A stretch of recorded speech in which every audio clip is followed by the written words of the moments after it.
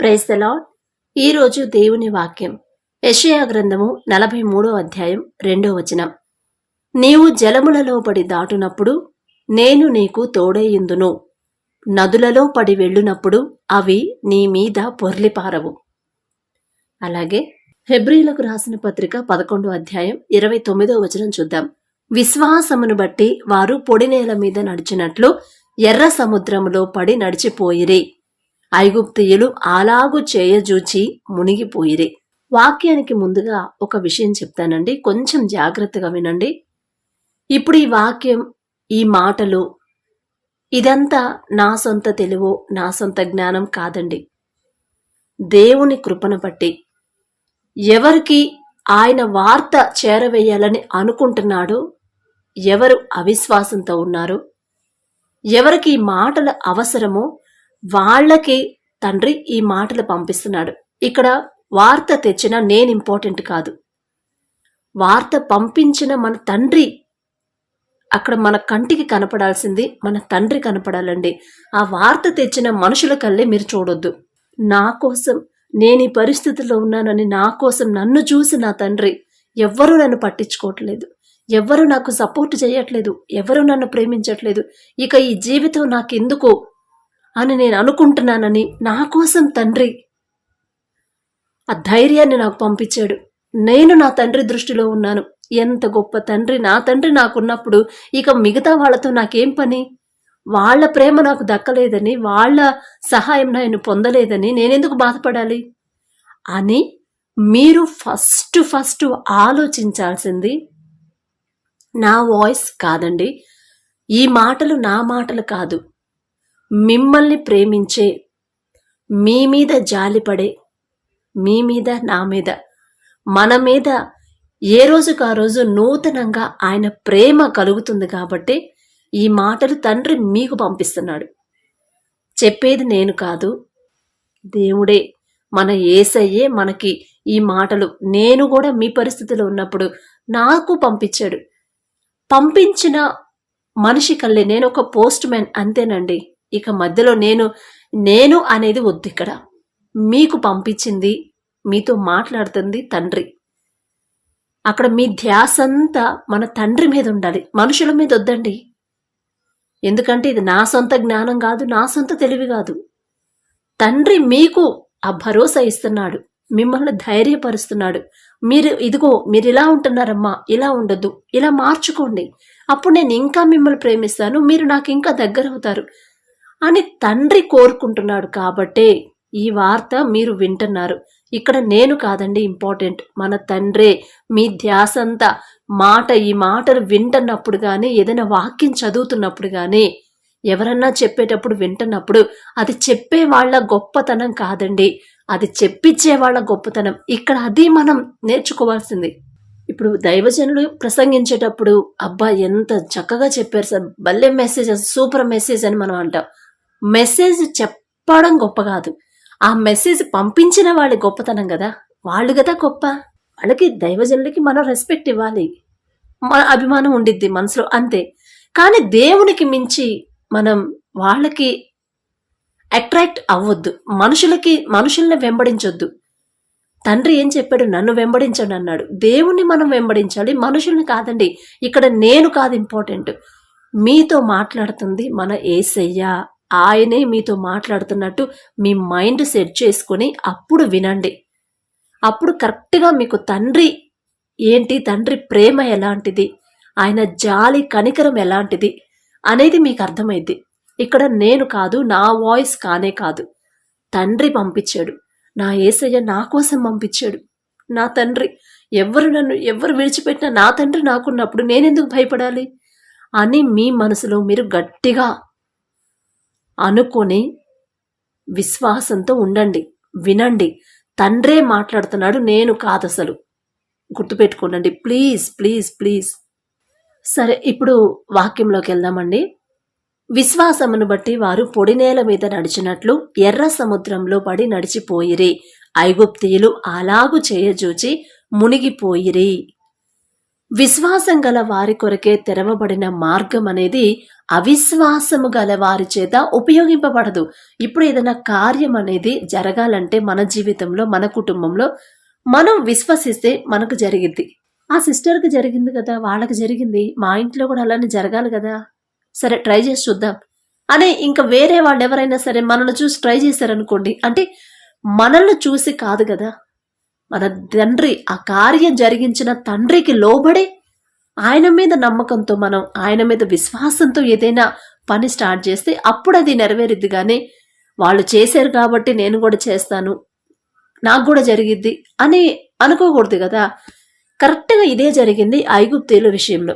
ఇంత సముద్రాన్ని మన శత్రువులు మన కింద బానిసలుగా చేశారు ఒకప్పుడు. ఎంత కఠినమైన పని చేపించాం అంటే వాళ్ళకన్నా మనం బలవంతులమే కదా.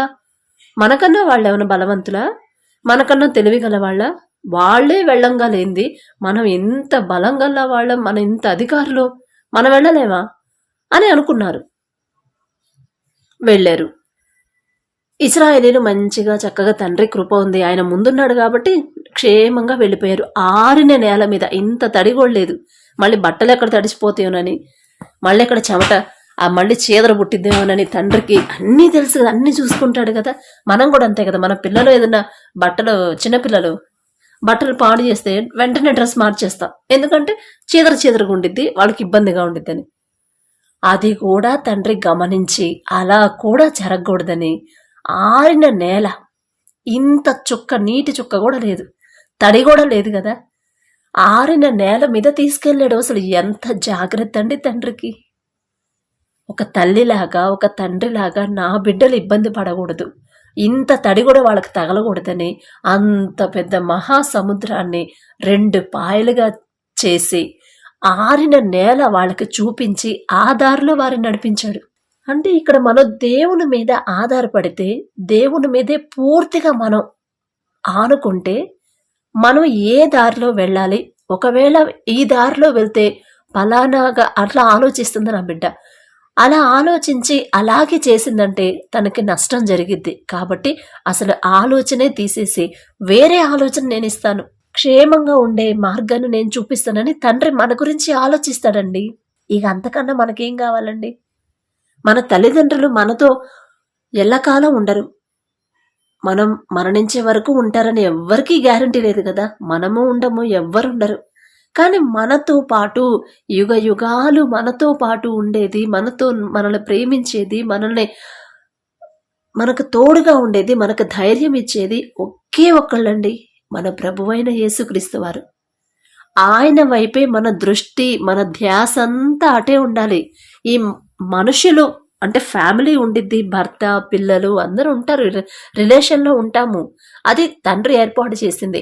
అలానే వాళ్ళనేమి దూరం పెట్టమని నేను చెప్పట్లేదు, వాళ్ళతో కలిసి ఉండాలి. మన ధ్యాస మన తండ్రి మీద ఉండాలి. ఇక్కడ మనం చేయాల్సిన మన కార్యాలు, మన పనులు, మనం న్యాయం జరిగించాలి కాబట్టి మన పనులు మనం చేయాల్సినవి. తర్వాత ఇక ఆ పనులు చేస్తా కూడా మన ధ్యాస తండ్రి మీద పెట్టొచ్చు కదా. అది నేను చెప్పేది. ఇశ్రాయేలీలు దాటిపోయారు కదా అని ఐగుప్తీయులు కూడా, మనం కూడా దాటెళ్దాం, వాళ్ళు మన కింద బానిసలుగా చేసిన వారే వెళ్తే మనం వాళ్ళ మీద పెత్తనం చేసిన వాళ్ళు మనం వెళ్ళలేమా అని వచ్చారు. ఏమైంది అంటే వాళ్ళ ముందున్న, ఇశ్రాయేలీల ముందున్న దేవుణ్ణి చూడలా, దేవుని గొప్పతనం చూడలా, ఆయన బాహుబలం చూడలేదు, ఇశ్రాయేలీలు చూశారు. అదే నేను అనేది. ఇప్పుడు ఏదైనా వార్త మీ దగ్గరకు వచ్చిందంటే అది తెచ్చిన మనుషుల వైపు మీరు చూడొద్దు, మనుషుల్ని వెంబడించొద్దు. అది ఆ వార్త మీ దగ్గరికి పంపించిన దేవుణ్ణి చూడండి, ఆయన్నే వెంబడించండి, ఆయన్నే ఆశ్రయించండి. దేవుణ్ణి చూడకుండా మనుషుల్ని వెంబడిస్తే ఏమైంది? ఐగుప్తీల గతి ఏమైపోయింది మనందరికీ తెలుసు కదా.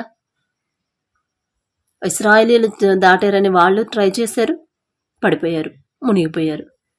కాబట్టి అలా ఎవ్వరు మనుషుల వైపు చూడకండి, ఆ వార్త పంపించిన తండ్రి వైపు, మీతో మాట్లాడిన తండ్రి, ఆయన దృష్టి మీ మీద ఉంది కాబట్టే మీతో మాట్లాడుతున్నాడు. నేను కాదండి, నా మాటలు కాదు, అసలు నేను అనేది తీసేయండి, తండ్రి నాతో మాట్లాడుతున్నాడు. నా పరిస్థితి చూసి నాకు ఈ వార్త నాకు అవసరం కాబట్టి నా తండ్రి నాకు పంపించాడని మీరు ఇక అది ఫిక్స్ అయిపోవాలండి మైండ్లో. మనుషులు ఇక్కడ కనపడకూడదు మీకు. ఇప్పుడు ఇశ్రాయేలీలు విశ్వాసంతో దాటుతా ఉన్నారు.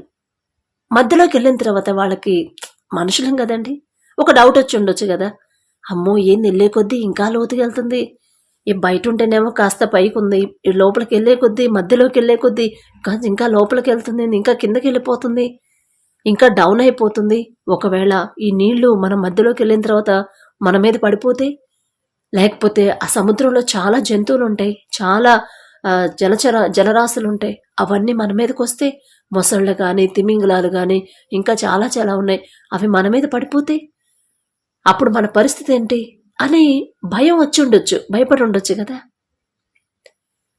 అంటే ఇప్పుడు వాళ్ళ ప్లేస్లో, ఇశ్రాయేలీల ప్లేస్లో మనల్ని పెట్టుకొని మన గురించి మనం ఆలోచించుకుందాం.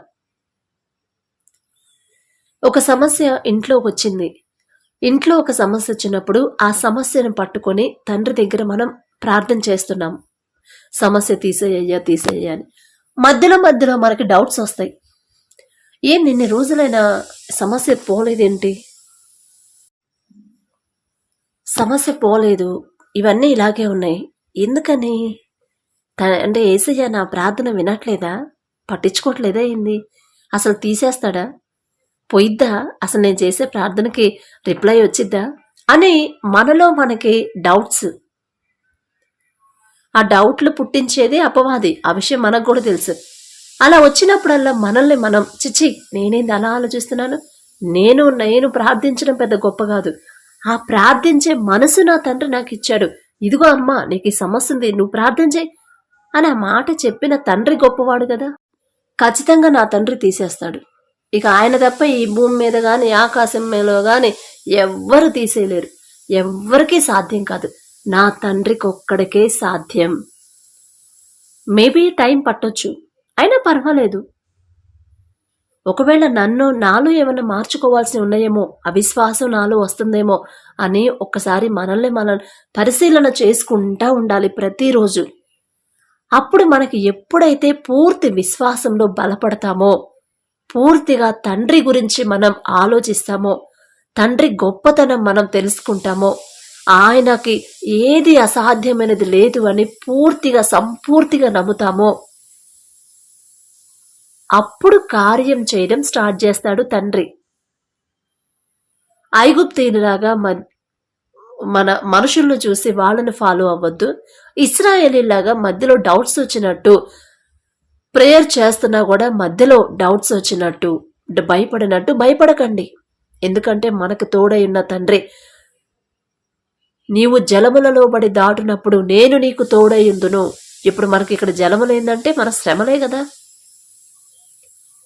ఎన్ని శ్రమలు వచ్చినా సరే, ఎన్ని కష్టాలు వచ్చినా, ఎన్ని బాధలు వచ్చినా వాటినన్నిటి నుంచి బయటపడేసే తండ్రి ఇశ్రాయేలీని ఎలాగైతే ఆ మహాసముద్రంలో మధ్యలో నుంచి తీసుకెళ్లాడో, మనం కూడా మన చుట్టూ అనేక సమస్యలున్నాయి, ఇటు రెండు గోడల్లాగా నిలబడ్డాయి సముద్రపు జలాల్లాగా.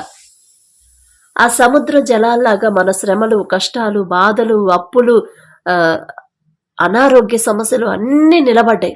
ఆ మధ్యలో నుంచి మనం వెళ్తున్నాం. కానీ మనం ఆ మధ్యలో నుంచి వెళ్తున్నా కూడా అవి మన మీద పడవు, మన మీద పొర్లి పారవు. ఎందుకంటే మన తండ్రి మన పక్కనున్నాడు. ఇశ్రాయేలీలకు ఎలాగైతే ముందు నడుచుకుంటా తీసుకెళ్ళాడో అలాగే మనల్ని కూడా నడిపిస్తా తీసుకెళ్లే తండ్రి మన ముందున్నాడు. అంత గొప్ప తండ్రి మన ముందుంటే మనకి ఇంకెందుకండి భయం, మనం ఇంకెందుకు డౌట్ ఎందుకు మనకి? ఇశ్రాయేలీలకేమో సముద్రం మధ్యలో నీళ్లు గోడల్లా నిలిచాయి, మనకేమో శ్రమలు మధ్యలో గోడల్లాగా నిలబడ్డాయి, పక్కన అటుపక్క ఇటుపక్క. ఆ మధ్యలో నుంచి మనం వెళ్తున్నాం. ఇశ్రాయేలీల్ని ఆ సముద్ర వాటర్ ఏమైనా చేయగలిగాయా? కనీసం ఇంత చుక్కైన వాళ్ళ మీద పడిందా? పడలేదు. ఎందుకంటే అంత గొప్ప తండ్రి, సర్వ సృష్టికర్త, ఆయన ముందెళ్తున్నాడు. ఆయనకు లోబడతాయి ఖచ్చితంగా, ఆయన చేతులతో చేసినాయి కాబట్టి. అలాగే మనం కూడా శ్రమల గుండా వెళ్ళినా సరే మన తండ్రి మన ముందున్నాడు అని మీరు ఎప్పుడైతే విశ్వాసంతో ఉంటారో, ఎప్పుడైతే నాకు ఎన్ని శ్రమలైనా రాని, సముద్రపు గోడల్లాగా నీళ్లు ఎలాగైతే గోడలా నిలబడ్డాయో అలా నిలబడనే, నన్ను ఆరిన నేల మీద తీసుకెళ్లే తండ్రి నా ముందున్నాడు. ఎన్ని సమస్యలు వచ్చినా వాటన్నిటి నుండి నన్ను తప్పించి జాగ్రత్తగా తీసుకెళ్లే తండ్రి, గొప్ప తండ్రి, సర్వ సృష్టికర్త. ఆయనకు అసాధ్యమైనది ఏదీ లేదు అని ఎప్పుడైతే మీరు విశ్వాసంతో నడుచుకుంటా వెళతారో, ఇశ్రాయేలీలాగా మధ్యలో డౌట్స్ పడకుండా, అప్పుడే మీ జీవితంలో కార్యం, అద్భుతాలు చేయడం స్టార్ట్ చేస్తాడు మన తండ్రి. మీరింకా డౌట్లో ఉన్నారేమో, నిరాశలో ఉన్నారేమో, ఎన్నిసార్లు ఎన్ని రోజులు చేసినా ఇది అవ్వట్లేదు అని మీకు ఒకలాంటి అవిశ్వాసం వచ్చేస్తుంది. ఒక్కసారి ఈ మాటలు విన్న తర్వాత మీరు ఆలోచించుకోండి. ప్రార్థన చేస్తున్నాము, రోజు చేస్తున్నాము, కానీ సమస్యలు పోవట్లేదు. ఆ శ్రమల గుండానే, ఆ సముద్రం మధ్యలోనే మనం వెళ్తున్నాం. ఒకవేళ ఆ సముద్రం మధ్యలో ఏదన్నా సరే వచ్చి జంతువులు నా మీద పడతాయేమో, అప్పుడు నేను మునిగిపోతానేమో, నాకింకా హెల్ప్ చేసేవాళ్ళు ఎవరు లేరేమో, ఇక లేరు, ఎవరు రారు అనే డౌట్, అవిశ్వాసంతో ఉన్నారేమో. ఒకసారి పరిశీలన చేసుకోండి. అది తండ్రికి ఆయన మైండ్ సెట్. తండ్రి ఎలా ఆలోచిస్తాడో మనకు తెలుసు కదా. పూర్తిగా నమ్మితేనే, నమ్మువానికి, నమ్ముట నీ వలనైతే నమ్మువానికి సమస్తము సాధ్యమే అని తండ్రి ఇంత చక్కగా మనతో ఆయన వాక్యాల ద్వారా, ఆయన వాక్యం అంటే ఆయన తండ్రే కదా. యెహోవాయే దేవుడు. ఆది యందు వాక్యం ఉండెను, వాక్యము దేవుని యొద్ద ఉండెను, వాక్యము దేవుడై ఉండెను. అంత గొప్ప దేవుడే మనతో మాట్లాడి మనకు ధైర్యం చెప్తుంటే ఇక మనం ఎందుకండి డౌట్గా మధ్యలో నుంచి వెళ్ళేది? సముద్రం మధ్యలో నుంచి డౌట్గా ఎందుకు వెళ్తున్నాం? అలాంటి డౌట్స్ పెట్టుకోకండి. అవన్నీ ఎప్పుడైతే మీరు తీసేసుకుంటారో, నా తండ్రి నా ముందున్నాడు, ఒక్కటే ఫిక్స్ అవ్వండి. ఎన్ని కష్టాలు, ఎన్ని శ్రమలు వచ్చినా, ఎన్ని బాధలు వచ్చినా, ఎన్ని మనస్పర్ధలు వచ్చినా, నా ముందున్న నా తండ్రి గొప్పవాడు. ఈ కష్టాలు, ఈ శ్రమలన్నీ నాకు ఎక్కువగా అనిపిస్తున్నాయి. నా తండ్రిని నేను తక్కువ చేసి చూస్తున్నానేమో. ఈ శ్రమలు వీటినే నేను ఎక్కువగా చేసి చూస్తున్నా. నా కంటికి ఇవి ఎక్కువగా కనిపిస్తున్నాయి. నా తండ్రి నాకు చిన్నగా కనిపిస్తున్నాడు. అందుకే నాకు ఇంత బర్డెన్. అందుకే నేను భరించలేకపోతున్నాను. అలా చూడొద్దు. మన కన్ను ఎలా చూడాలి? ఎన్ని శ్రమలు వచ్చినా మన తండ్రి ఒక బాహుబలం. అంత గొప్ప ఆకాశం, భూమి నా పాదపీఠం, ఆకాశం నా సింహాసనం అన్నాడు. ఆ సింహాసనం మీద కూర్చున్న తండ్రి ముందు మనమెంత, మన శ్రమలెంత? అలా చూసుకోండి. తండ్రి అంత పెద్ద తండ్రి, అంత గొప్ప తండ్రి. ఆయన పాద దుమ్ముతో కూడా మనం సాటి రాలేం కదా. అంత గొప్ప తండ్రి మనతో మాట్లాడుతున్నాడు. నీకు అన్ని శ్రమలైనా రానే, నేనున్నాను కదా, నేను చూస్తున్నాను. నీ చుట్టూ ఏమున్నాయో నాకు తెలుసు. కానీ నువ్వు నా వైపు చూడట్లేదమ్మా. నీ శ్రమలకల్లా చూస్తున్నావు, వాటికల్లా చూస్తున్నావు కాబట్టి నేను నీకు కనిపించట్లేదు. ఒక్కసారి అవన్నీ పక్కన పెట్టేసి నేనున్నాను, నా తండ్రి, నా దేవుడు నాకున్నాడని ఒక్కసారి కన్నులెత్తి పైకి చూడు. ఆకాశం నా సింహాసనం కదా, అక్కడ కూర్చున్నాను కదా. అక్కడ కూర్చున్న నేను అంత పెద్దగా నీకు కనిపించట్లేదా? నీ చుట్టూ ఉన్న చిన్న చిన్న శ్రమలే, కష్టాలే నీకు కనిపిస్తున్నాయా అని తండ్రి మనతో మాట్లాడుతున్నాడు. అవన్నీ పక్కన పెట్టండి. శ్రమలు వస్తాయి, కష్టాలు వస్తాయి, నాకు వచ్చాయి, అసలు భరించలేనన్ను వచ్చాయి. నేను అస్సలు ఎక్స్పెక్ట్ చేయలే. నేను పెరిగిన విధానానికి, నా మనస్తత్వానికి అది నా గొప్పతనం కాదు, తండ్రి ఇచ్చిన మనస్తత్వం. ఒకళ్ళని బాధ పెట్టకుండా, ఒకళ్ళని ద్వేషించకుండా, గబక్కన మాట జారకుండా అందరినీ ప్రేమించే మనసు తండ్రి ఇచ్చాడు. శత్రువుల గురించి కూడా ప్రార్థన చేసే మనసు తండ్రి ఇచ్చాడు. అలాంటి నన్ను ద్వేషించే మనుషులు కూడా ఉన్నారని కొన్నాళ్ళ తర్వాత నాకు తెలుసుకున్నాను. ఏ తప్పు లేకపోయినా నేను ఎంత లోబడే కొద్దీ వాళ్ళకి చులకనైపోయాను. ఒకప్పుడు నేను లోబడే కొద్దీ దేవుని వాక్యం మనల్ని గద్దించిద్ది కదా. అమ్మా, వాళ్ళు ఏమైనా చేయని, నువ్వు మాత్రం మాట మాట్లాడొద్దు, సైలెంట్గా ఉండు. అదే గద్దింపు వచ్చింది. ఎందుకంటే తీర్పులో మనం చెప్పాలి, మనం మాట్లాడిన ప్రతి మాటకి. చాలా లోబడే మనసు తండ్రిచ్చాడు. ఎంత తగ్గించుకున్నా అంతకు మించి అవమానకరమైన మాటలు చాలా చులకన చేసి, చాలా బాధ మనసుకి ఇక తట్టుకోలేము ఆ మాటలు. అంటే ఒకప్పుడు అంత అందరూ ప్రేమించేవాళ్ళే మన చుట్టూ. ఎందుకంటే మనం ప్రేమిస్తున్నాం కాబట్టి ఖచ్చితంగా ఎదుటి వాళ్ళు మనల్ని ప్రేమిస్తారు మన మాటను బట్టి. అక్కడ నుంచి ఇలా ఏ తప్పు చేయకుండా నన్ను అనవసరంగా ద్వేషించే మనుషుల మధ్యలోకొచ్చినప్పుడు అప్పుడు చాలా బాధపడ్డాను, చాలా వేదన పడ్డాను, చాలా ఏడ్చుకున్నాను. నేనేం తప్పు చేశానయ్యా, నేను ఇలాంటి బాధలు అసలు ఇలా వస్తాయనే మాటతోనే నన్ను బాధ పెట్టే వాళ్ళ దగ్గరకు నేను వస్తానని అస్సలు అనుకోలేదు. నేనేం తప్పు చేశాను, ఒకవేళ తెలియక మీకు వ్యతిరేకంగా తప్పు చేస్తుంటే క్షమించండి అని నా తప్పు ఏమన్నా ఉందో తండ్రి దగ్గర నేను క్షమాపణ అడుగుతా ఇంకా నాకు ఓర్పు సహనం ఇవ్వండి. ఏ తప్పు చేయని మీరే అంత గొప్ప తండ్రి, మీకే అవమానాలు తప్పలేదు, ఆఫ్టర్ ఆల్ నేనెంత, అయినా నాకు సహించే ఓపిక సహనం నాకు ఇవ్వండి అని అదే ప్రార్థన చేసుకుంటే చాలా సంవత్సరాల తర్వాత నాకు జవాబు వచ్చింది. 9 సంవత్సరాల తర్వాత, 8 సంవత్సరాల తర్వాత. అన్ని సంవత్సరాలు ఎంత వేదన పడ్డానో తండ్రికి తెలుసు, నాకు తెలుసు. తప్పు లేకుండా ఎవరైనా మనల్ని ద్వేషిస్తే గబక్కన మాట అంటే ఎంత బాధేసిద్ది. మా అమ్మోళ్ళకి చెప్తే, అమ్మ ఆ మాటకి నువ్వు సమాధానం చెప్పలేవా, వాళ్ళు అన్నప్పుడు ఆ మాటకి నువ్వు సమాధానం చెప్పలేవా, ఆ తెలివి కూడా లేదా నీకు అని చెప్పి అన్నారు ఒక్కోసారి. అంటే బాధ కదా, కూతురు అట్లా బాధపడుతుంటే. అదేంటి నాన్న, మనం బైబిల్ చదువుకునే వాళ్ళం, ప్రార్థన చేసుకునే వాళ్ళం, గబక్కన అట్లా మాట అనొచ్చా అని చెప్పానంటే, అబ్బో ఇక నువ్వు అట్లా అన్నీ చూసుకుంటే నువ్వే పడు అనుకునేవాళ్ళు. ఏమనలేక బాధ పాపం.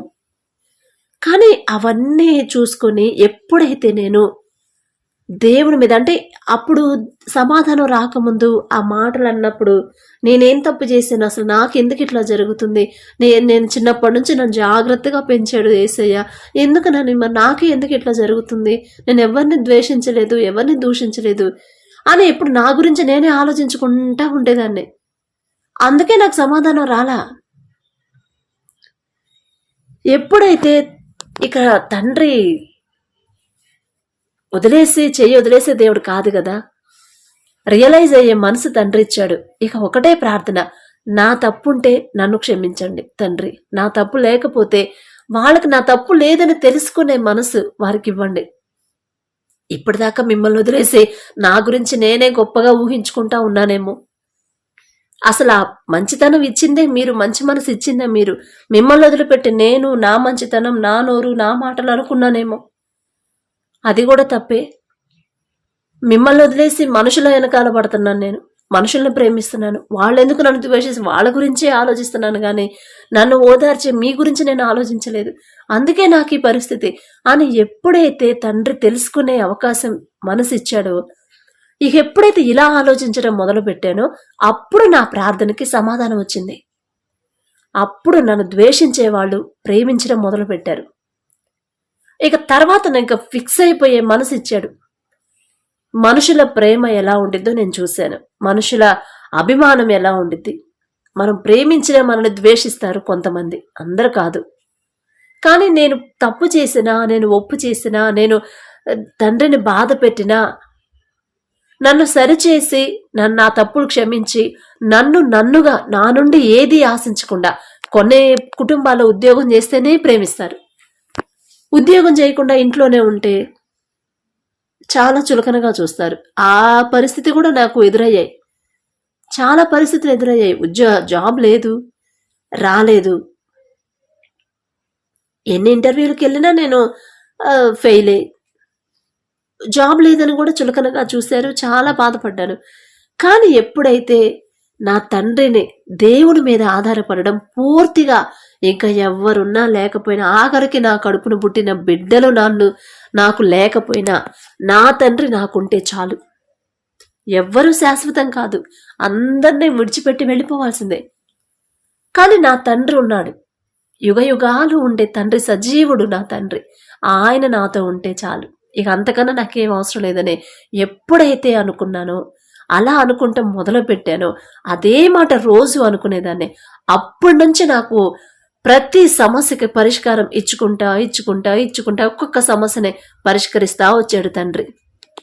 అందుకని మీరు మన మన మైండ్ సెట్ ఎలా ఉంది అనేది ఒకసారి గమనించుకోండి. విశ్వాసంతో ఉన్నారు ఇశ్రాయేలీయులు, అంత పెద్ద సముద్రాన్ని దాటి వెళ్ళిపోయారు. ఎందుకంటే తండ్రి తోడుగా ఉన్నాడు. మీరు జలములలో పడి దాటుతున్నా కూడా నేను మీకు తోడై ఉంటాను. అవి మిమ్మల్ని ఏం చెయ్యవు, కానీ విశ్వాసం ఉంచండి అని చెప్పారు. ఎవరైతే విశ్వాసంతో నడిచారో వారికే అది ఆరిన నేల. అలాగే ఏలియా గారి విషయంలో కూడా చూస్తే కాకులు ఏలియా గారికి ఫుడ్ తీసుకొచ్చాయి కదా. మామూలుగా అయితే అసలు కాకులు మాంసాన్ని వదిలిపెట్టవు, తినేస్తాయి. కానీ వాటి సహజ స్వభావాన్ని కూడా మార్చుకొని దేవుని మాటకు లోబడి ఏలియా గారికి ఆహారం తెచ్చిపెట్టాయి. అంత గొప్ప కార్యం తండ్రి చేశాడు కాకుల ద్వారా. మనుషుల ద్వారా పంపించవచ్చు తండ్రి అనుకుంటే, కానీ ఏలియా గారు దేవుని మీద ఉంచిన విశ్వాసాన్ని బట్టి కాకులతో ఆహారాన్ని పంపించాడు. అంటే ఏలియా గారు అనుకొని ఉంటారు కదా, ఇంకా విశ్వాసం బలపడి ఉంటుంది కదా, అసలు కాకులేంటి మాంసం తీసుకురావడం ఏంటి, మామూలుగా అయితే అసలు ఒక్క ముక్క కూడా ఉంచవయ్యి, అలాంటిది నా తండ్రి మాటకి లోబడి నా దేవునికి లోబడి కనీసం అవి ముట్టను కూడా ముట్టుకుని నాకు తెచ్చి ఇచ్చేసి వెళ్ళిపోతున్నాయి అని దేవుని మీద ఇంకా విశ్వాసం బలపడి ఉండిద్ది కదా ఏలియా గారికి. అందుకని అవిశ్వాసులుగా ఉండొద్దు, విశ్వాసంతో ఉండండి. యెహోషువ గారు చూసినా కూడా యెహోషువ గారు విశ్వాసంతో ప్రార్థన చేస్తే సూర్యుడిని చంద్రుని ఆపేశాడు. అసలు అది అసాధ్యం కదా, ఎవ్వరికీ సాధ్యం కాదు. సూర్యుడిని చంద్రుని ఆపడం ఎవరికైనా సాధ్యమేనా?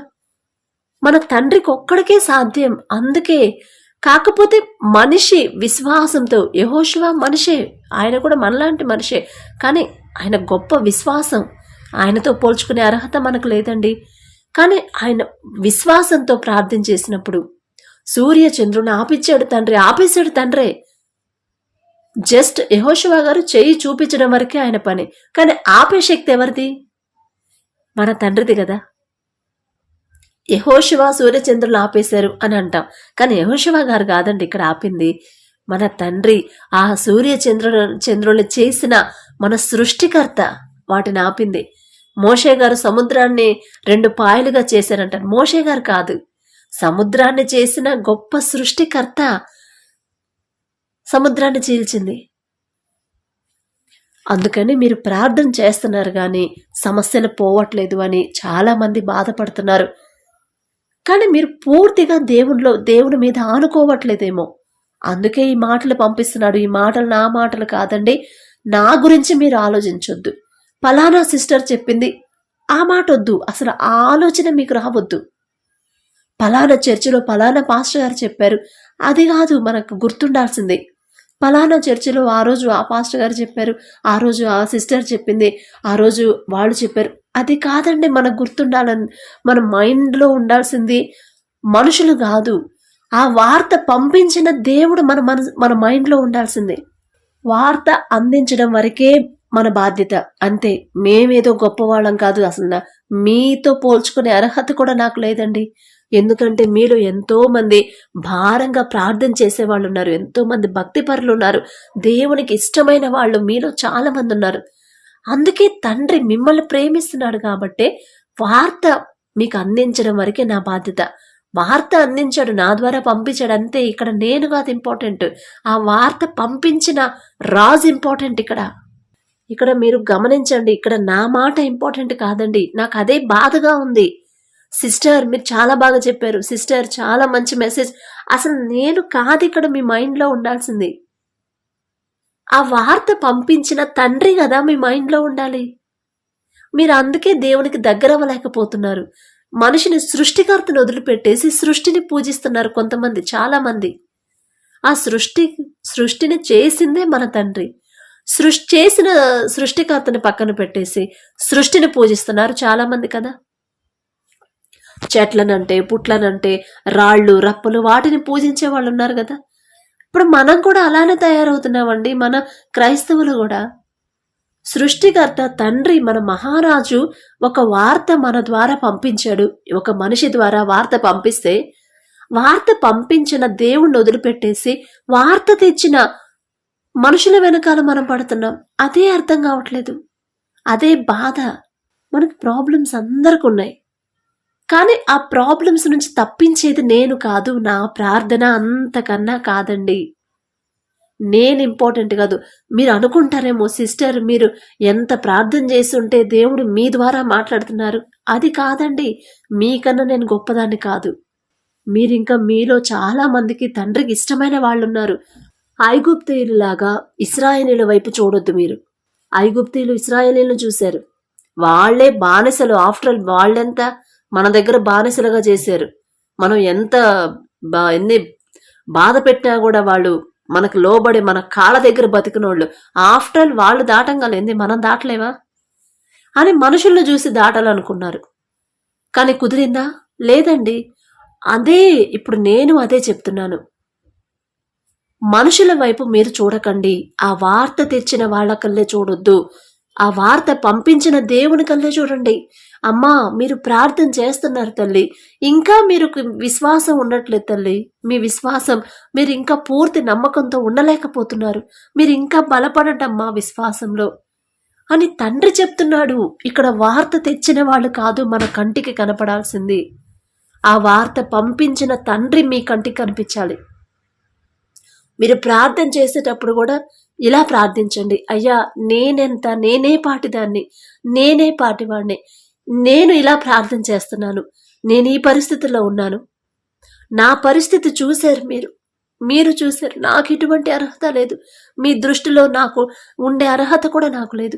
అయినా సరే నన్ను చూసి, ఇన్ని కోట్ల మంది ప్రజల్లో నన్ను కూడా చూసి, ఎన్ని తప్పులు చేసినా నన్ను కూడా మీరు ప్రేమించి, నేను దారి తప్పిపోతున్నానని నన్ను దారిలోనే పంపడానికి, దారిలో సరైన దారిలో నడిపించడానికి మీరు నాతో మాట్లాడారు అని మీ మైండ్ అంతా, మీ మనసంతా దేవుని వైపు ఉండాలండి, మనుషుల వైపు కాదండి. ఒక్కసారి గమనించుకోండి, జాగ్రత్తగా ఆలోచించండి. మీరు ఎవరిని ఫాలో అవుతున్నారు? యేసు ప్రభు వారు ఏం చెప్పారు? నన్ను వెంబడించండి అన్నాడు. మనుషుల్ని వెంబడించమని చెప్పలేదు. నన్ను వెంబడించు, దేవుణ్ణి వెంబడించాలి మనం. మనుషుల్ని ఫాలో అవ్వద్దు. మనుషులు చెప్పేది మంచి దేవుని వార్త మనకు అందజేయడం వరకే వారి బాధ్యత. మీ మైండ్లో వార్త తెచ్చిన వాళ్ళ మీద ఉండకూడదు. మీ మైండ్ ఆ వార్త పంపించిన వాళ్ళ మీదే ఉండాలి. పంపించింది ఎవరు? మిమ్మల్ని నిజంగా ప్రేమిస్తుంది ఎవరు? మీరెవరో కూడా తెలియదు నాకు తెలియదు మీరెవరో కూడా. కానీ మన తండ్రి చూస్తున్నాడు మిమ్మల్ని. మీకున్న శ్రమలు, కష్టాలు, బాధలు, కన్నీళ్లు అన్నీ చూస్తున్నాడు కాబట్టే ఆయన చూస్తున్నాడు. నేను చూడట్లేదండి. మీరెవరో ఎక్కడ ఉంటారో నాకు తెలియదు, నేను చూడను. నాకేం అవసరం? నా లైఫ్ నాకు, నా కుటుంబం నాదే సరిపోతుంది. ఇక మీ గురించి కూడా ఆలోచించాల్సిన నాకేం పనుంది అని అనుకుంటాం మనం. మన తండ్రి అలా అనుకోడండి. మన తండ్రి అందరినీ చూస్తున్నాడు. ఆయన దృష్టిలో అందరూ సమానమే. మీరైనా, నేనైనా, ఇంకెవరైనా సరే అందరికీ సమానం న్యాయం చేసే దేవుడు మన దేవుడు. మీరు విశ్వాసంలో ఇంకా బలపడాలి. అందుకే మీ ప్రార్థనలకి జవాబు రావడం లేదేమో. ఒక్కసారి గమనించుకోండి. మనుషుల వైపు మీరు చూస్తున్నారేమో, మనుషుల్ని ఫాలో అవుతున్నారేమో. వాళ్ళు ఏం చేస్తే నేను అదే చేస్తా, వాళ్ళకు వచ్చిన జవాబు వాళ్ళకు వచ్చినప్పుడు నాకెందుకు రాదు అని మనుషులను చూడొద్దు. నా దేవుని దృష్టికి నేను ఎలా ఉన్నాను? నేను ఇంకా ఏదైనా విషయంలో దేవుని బాధ పెడుతున్నానా? అందుకే నాకు ఈ సమస్య తీరట్లేదా అని ఒక చిన్న పిల్ల తండ్రి తల్లిదండ్రుల దగ్గర ఎలా కాళ్ళు పట్టుకొని బ్రతంలాడతారో, వాళ్ళకి ఏదన్నా అవసరమైనప్పుడు మీరు కూడా తండ్రి పాదాలు పట్టుకొని బ్రతిమలాడండి. యాకోబు గారు బ్రతిమలాడాడు కాళ్ళు పట్టుకొని, నన్ను ఆశీర్వదించిందాక నేను వదిలిపెట్టను అని. కాళ్ళు పట్టుకొని బ్రతిమలాడాడు, వదిలిపెట్టలేదు. నేను మీకు అదే చెప్తున్నా. ఆయన పాదాలు పట్టుకొని 3 గంటలకు లేచి కూర్చొని ఆయన పాదాలు పట్టుకొని వదలొద్దిక. కానీ విశ్వాసంతో మీరు ప్రార్థన మొదలు పెట్టండి. నా తండ్రి, మీరు తప్ప నాకు ఇంక ఈ సమస్య తీసేసేవాళ్ళు ఎవ్వరు లేరు. మీరే నాకు, మీరు తప్ప నాకు ఇంకెవరొద్దు. మనుషుల నుంచి నాకు సహాయం వద్దు, మీ నుంచే నాకు సహాయం రావాలి. మీరిస్తేనే నాకు ఆ సమస్య పూర్తిగా పరిష్కారం అయింది. మీరు తప్ప నాకు ఇంకెవరొద్దయ్యా. నాకు మనుషుల సహాయం నాకు వద్దే వద్దు, మీరుంటే చాలు. ఆ రోజు యాకోబు గారిని ఆశీర్వదించారు. ఆయనంత గొప్పవాడిని కాదు, అయినా సరే నాకు మీరు తప్ప నాకు ఇంకెవరు లేరు. మీరు నన్ను ఆ సమస్య తీసేసినాక నేను మీ పాదాలు నేను వదిలిపెట్టను, మీరు నన్ను కొట్టినా ఇష్టమే, నాకు మీ పాదాలు మాత్రం నేను వదిలిపెట్టను అని ఒక చిన్న పిల్లాడు ఒక తండ్రిని బతిమాలినట్టు బ్రతిమలాడండి. ఎందుకంటే మనం వయసులో పెద్దవాళ్ళమైనా సరే మన దేవునికి ఆయన చేతుల్లో మనం ఎంతండి, అంత గొప్ప సింహాసనం మీద తండ్రి ఆసీనుడై కూర్చున్నాడు. ఆయన పాదం ఎంత ఉండిద్ది, భూమి నా పాదపీఠం అని మనం పీట మీద మనం కూర్చున్నాం, ఆయన కాలు మన మీద ఉంది, భూమి ఆయన పాదపీఠం కదా, ఆయన కాలు పెట్టుకునే పీట కదా, ఆ పీట మీద మనం కూర్చున్నాం. ఎంత మనం? కాబట్టి మనం ఎంత పెద్దవాళ్ళమైనా, వయసులో పెద్దయినా, ఇంట్లో పెద్దవాళ్ళైనా కూడా మన దేవుని దగ్గర చిన్నపిల్లలమే. అందుకే చిన్నపిల్లల మనస్తత్వం కలిగి ఉండమంటాడు. దారి తప్పితే ఆయన దారిలో తెచ్చుకుంటాడు. మనం అలిగితే ఊరుకోడు, మనం ఏడిస్తే తట్టుకోలేడు. అందుకే మీరు సమస్యలు తీరాలి అంటే ఖచ్చితంగా మీరు 3 గంటలకు లేచి ప్రార్థన అయిపోయింది, ఎంతసేపు 10 నిమిషాలైనా, పావు గంట అయినా, అరగంట అయినా చేసుకొని మళ్ళీ పడుకోండి, పర్వాలేదు. కానీ ఇక్కడ లేచి ప్రార్థన చేయడం ఇంపార్టెంట్. తర్వాత పడుకోండి, ఇంకో గంట పడుకుంటారంటే మీ ఇష్టం అది. కన్నీరు కార్చండి, ఆయన పాదాలు పట్టుకొని వదిలిపెట్టకుండా అడగండి. నాలో ఏమన్నా మీకు నచ్చలై ఉంటే, మీరు మనసుకు మీకు బాధ పెట్టేలా నాలో ఏమన్నా ప్రవర్తన ఉంటే అవి తీసేయండి అయ్యా, నా వల్ల కావట్లేదు, మీరు తీసేస్తేనే అది అని ఒక చిన్న పిల్లోడు బతిలాడినట్టు మీరు అడగండి. ఖచ్చితంగా తండ్రి చూసుకుంటాడండి. నేను అలాగే అడిగాను. ఇక్కడ నా గొప్పతనం కాదు, తండ్రి వాక్యం చదువుతున్నాం, వాక్య ప్రకారం మనం నడుచుకోవాలనే కదా తండ్రి ఆశ. కాబట్టి అవిశ్వాసంతో ఉండొద్దు, మనుషుల వైపు మీరు చూడొద్దు, వార్త తెచ్చిన వాళ్ళ వైపు చూడొద్దు, వార్త పంపించిన వాళ్ళ వైపు మీరు చూడండి. ఆ ధైర్యం నా నుంచి వచ్చిన ధైర్యం కాదండి. ఈ ధైర్యపు మాటలు తండ్రి నుంచి వచ్చిన ధైర్యం అది. నా తండ్రి, నా యేసయ్య నన్ను ప్రేమించి నాకు ఈ మాటలు పంపించాడు. అలా ఆలోచించాలి మన మైండ్ అంతా. ఇప్పుడు నేను ఏ చర్చికి వెళ్ళినా కూడా బ్రదర్ వాళ్ళు ఏదైనా మెసేజ్ చెప్తే ఆ మెసేజ్ చెప్పిన బ్రదర్ వైపు, సిస్టర్ వైపు నేను చూడను. ఆ వార్త పంపించిన తండ్రి ఇక ఆటోమేటిక్గా ధ్యాస వెళ్ళిపోయిద్ది. నా కోసం పంపించావయ్యా, నాతో మాట్లాడుతున్నావా తండ్రి, మీ దృష్టి నా మీద ఉందా? అలా ఆలోచించడం స్టార్ట్ చేసిన తర్వాతే నా జీవితంలో కార్యాలు జరిగాయి. మీ జీవితంలో కూడా అలాగే జరగాలి. మీరు వ్యక్తిగతంగా తండ్రికి దగ్గర అవ్వాలి. అదే నా ఆశ. ఆయన పాదాలు పట్టుకోండి. వద్దు, చేసిందాకా కష్టాలు తీరేదాకా వదిలిపెట్టొద్దు. గర్భఫలం కోసం చేస్తున్నారా? నాకు బిడ్డలు మీరే ఇవ్వాలయ్యా. ఏ హాస్పిటల్లో ఏ డాక్టర్ నాకు ఇవ్వలేరు, మీ నుంచి వస్తేనే గర్భఫలం మీరిచ్చే బహుమతి. ఆ బహుమానం నాకు కావాలి, ఆ గిఫ్ట్ నాకు కావాలి, లేకపోతే నేను వదిలిపెట్టండి మీ పాదాలు అనే ఒక చిన్న పిల్లలు అడిగినట్టు అడగండి. తండ్రి ముచ్చటపడిస్తాడండి. నాలో ఏదైనా ఇంకా నా జీవితంలో మార్చుకోవాల్సిన ఏమన్నా ఉంటే మీరే తీసేయండి, నా వల్ల కావట్లేదయ్యా, మీరు తీసేయండి, నాకు తెలియదు, నాకు గర్భఫలం నాకు ఇవ్వాల్సిందే అని కూర్చోండి. ఏడుస్తా కూర్చోండి, ఖచ్చితంగా తండ్రిస్తాడు. అలానే నేను పొందుకుంది. చిన్నపిల్లల మనస్తత్వమే కలిగి ఉండండి, అదే తండ్రికి ఇష్టం. ఎవరైనా సరే ఈ మాటలు బట్టి మీరు ఫీల్ అయినా పర్వాలేదండి, నన్ను ద్వేషించినా పర్వాలేదు, కోపం వచ్చినా పర్వాలేదండి, దేవునికి మీరు దగ్గర అవ్వడమే నాకు కావాలి. నేనెంత కఠినంగా చెప్పినా, ఎందుకు అలా చెప్తారు సిస్టర్ అని మీరు ఎన్నైనా అనుకోండి, పర్వాలేదు, అది నాకు మంచిదే. కానీ మీరు దేవునికి దగ్గర అవ్వడమే నాకు కావాలి. దేవునికే దగ్గర అవ్వాలి, మనుషులకు కాదు. అదే నా ఆశ. కాబట్టి అలా తండ్రికి దగ్గర అవ్వడానికి తండ్రి సహాయాన్ని మనం అడుగుదామా? దయచేసి అందరూ కళ్ళు మూసుకోండి. కృపగల దేవా మీకు స్తోత్రం, రాజాది రాజా మీకు స్తోత్రం, దేవాది దేవా మీకే స్తోత్రం. నా తండ్రి, విశ్వాసంతో ఇశ్రాయేలీయులు వారి ముందు మీరు నడుచుకుంటూ వెళ్తున్నారు కాబట్టి, మిమ్మల్ని చూశారు కాబట్టి ప్రభా, మరి అంత పెద్ద సముద్రాన్ని పొడి నేల మీద, ఆరిన నేల మీద నడిపించారు. మీరు విశ్వాసం ఉంచారు కాబట్టి ఆరిన నేల వారికి కనపడింది. ఒకవేళ విశ్వాసం లేకుండా భయంతో ఉంటే ఆరిన నేల కనపడేది కాదేమో, సముద్రంలో మునిగిపోయే వాళ్ళేమో. కానీ ప్రభా, ఆ విశ్వాస మనసు ఇచ్చింది మీరే తండ్రి, ఆ నమ్మకం కలిగించింది మీరే ప్రభా. ఐగుప్తీయులు మనుషుల వైపు చూశారు, వాళ్ళు చాలా చులకనగా చూశారు. ఎప్పుడైతే మీ వైపు చూడకుండా మనుషుల వైపు చూశారు, అప్పుడే వాళ్ళకి ప్రభా అవిశ్వాసంతో చూశారు, ఆ సముద్రంలో మునిగిపోయి మరణించారు తండ్రి. ఒకవేళ ఈ మాటలు వింటున్న మీ ప్రజలు, మీ బిడ్డల్లో, నాలో ఎవరైనా, మాలో నా తండ్రి అలా మీ వైపు చూడకుండా మనుషుల వైపు చూస్తున్నామేమో, ఒకవేళ ఆ శ్రమలు నా మీద పడితే నేను తట్టుకోలేనేమో, భయంతో ఉండిపోతున్నామేమో తండ్రి, అవిశ్వాసంతో నడుస్తున్నామేమో. కానీ మీరు మాతో మాట్లాడుతున్నారు, అమ్మా నేనున్నాను తల్లి, అగాధ జలముల్లో మీరు పడి నడిచేటప్పుడు నేను మీకు తోడుగా ఉంటానని. ఎంత చక్కటి మాట తండ్రి. ఎవరు చెప్తారయ్యా ఈ మాట? ఇలాంటి ధైర్యం ఎవరిస్తారయ్యా? గాఢాంధకారంలో నేను వెళ్లాల్సిన పరిస్థితి వచ్చింది, ఎవరైనా నాకు సహాయంగా వస్తారా అని నన్ను ప్రేమించే వాళ్ళు, నేను ప్రేమించే వాళ్ళని ఎవరిని అడిగినా ఎవ్వరూ రారు తండ్రి. కానీ మీరు అసలు మేమెంత, మా భక్తి ఎంత తండ్రి. మీరు మాకు తోడుగా ఉండి, అమ్మ నేనున్నాను తల్లి, ఇంకా ఒకళ్ళతో మీకెందుకు, వేరే వాళ్ళ గురించి మీకెందుకు, నేనున్నాను, ఈ సృష్టిని సృష్టించింది నేనే, నేను పట్టుకుంటా మీ చెయ్యి, నేను నడుస్తా మీకు తోడుగా అని ఎంత గొప్ప ధైర్యపు మాటలు మాతో మాట్లాడిన దేవా మీకే స్తోత్రం తండ్రి. ఈ మాటలు వింటున్న మీ బిడ్డల మనసులు మార్చండి, వారి మనోనేత్రాలు తెరవండి తండ్రి.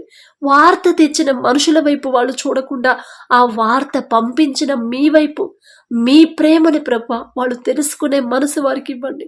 వారి మనోనేత్రాలు తెరవండి. మనుషుల్ని వెంబడించొద్దు, మిమ్మల్ని వెంబడించేలా వారి మనసును మార్చమని అడుగుచున్నాము తండ్రి. మరి ఎవరెవరైతే ఆశ కలిగి ఉన్నారో, 3 గంటలకు లేచి ప్రార్థించండి, మీతో మాట్లాడాలని ఆశ ఉన్నారు, ఒక్కసారి వాళ్ళను చూసి వారిని తట్టి ప్రభా మీరే లేపమని అడుగుచున్నాం తండ్రి. మేమేదో గొప్పవారు అని కాదు, మేమేదో భక్తిపరులమని కాదు తండ్రి, అయినా సరే జాలిగల దేవా, మీరు ప్రతి ఒక్కరిని ప్రేమించే తండ్రి. ఒక్కసారి వారి ఆశని, వారి కోరికను మీరు చూసి విని నా ప్రభా మీరే తట్టి లేపి ప్రార్థనలో కూర్చోబెట్టడం. చిన్న బిడ్డలో నా తండ్రి తెలివి తక్కువ వాళ్ళం ప్రభా, బుద్ధి లేని వాళ్ళం తండ్రి. ఇన్నిసార్లు మీరు గద్దిస్తున్నాం, లేవలేకపోతున్నాం, లేజీగా అయిపోతున్నాం తండ్రి. ఒక్కసారి మీరే తట్టి లేపి కూర్చోబెట్టి మాకున్న ఈ శ్రమలు, కష్టాలు మీకు తెలుసు తండ్రి. అయినా సరే కన్నీటితో మీకు మొరపెట్టేలా విశ్వాసంతో ఎదురు చూసే కృపా ధన్యత మాకివ్వమని అడిగే అర్హత, పొందుకునే అర్హత లేని వాళ్ళు అయినా సరే యేసు నామంలో అడుగుచున్నాము తండ్రి. ఆమేన్.